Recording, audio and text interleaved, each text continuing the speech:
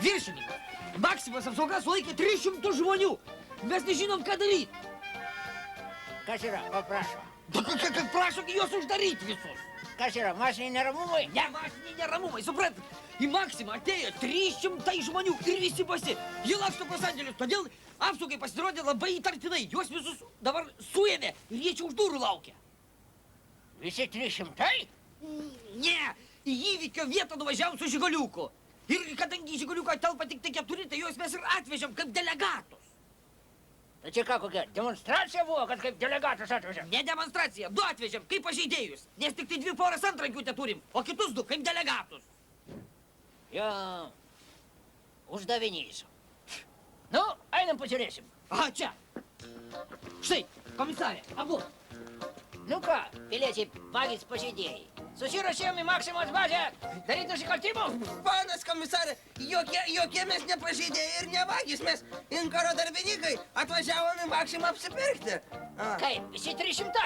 Nu, taigi visi, taigi mums, kaip tik padų štampavimo ir raištuko vėjimo cechams davė visiems darbininkams išeiginės. Tai mes sužinojom, kad Maksimoj bazė nuolaidos, nu tai ir atvažiavom apsipirkti. O šitie apsauginiai sugavo visus sugrūdų į šitą sandėlį šaldytuvą prakeiktą. Tai gerai, ačiū, kad išvadavot. Ačiū. Ačiū.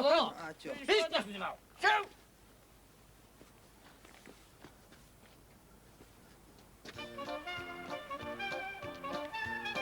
A kodėl visi basi? Nu, tai suprantat, Kauno apskrities viršininkas mums algom sumokėti pervedė kelių fondo lėšas. Nu, o mes taigi biedni, nu, tai nėra už ką skolas grąžinti. Nu, tai siūlėm šniuriukais, siūlėm puspadžiais. Ne, duokit visais batais, produkcija pilna. Nu, tai va, tai mums ir atėmė batus. O tiems, kurie be batų, tai tiems davė išeiginės. Nu, galėjot ir neduoti. Nu tai mums pasiūlė, arba duodam batus, arba neremontuosim kelių. Neremontuos kelių, mašinos ges. O kojos tai ką, kojos ims ir atauks. Žinai, kiek Kaune pas mus už mašinų remontą prašo. Taip, kad susėdom visi, paskaičiavom ir nusprendėm. Kiek čia to žiemos liko? Bet supraskite ir mūsų ir apsaugą. Jeigu jūs ateinat basi į prekybos salę, kas jūs ten sukontroliuos? Išeinat jūs su batais ar neišeinat? Nu, tai dėl to galit būt ramus, juk mes atvažiavom, taigi su Kauno apskrities autobusais, nu, suprantat, taip sakant, masinis renginys, vat gal netgi šiek tiek ir kultūrinis, nu, o vairuotojai, taigi savi žmonės, nu, jiegi gali pasakyti administracijai, po to tai mus dar kartą jau tikrai nuautų. Tai, žodžiu, jau mums išvažiuoti su batais, čia tikrai nėra jokių šansų. Nu, man atrodo, jūs šiek tiek perdėdat. Nu, jeigu jau kartą jūs nuovė, tai gal jau... Nu ne, juk mes savo valdžios politiką žinom. Jie pavyzdį iš sodros ir mokesčių inspekcijos. Jie nuaus jau tiek kartų, kiek reikės. Jiegi laikosi tokios politikos. Nauk savo artimą, kol jis dar nenuovė tavęs. Ir be to mes pasirašėm sutartį, kad skolas grąžinsim batais. Taip. Bet keliais batais nieks ir nenustatė. Nenustatė.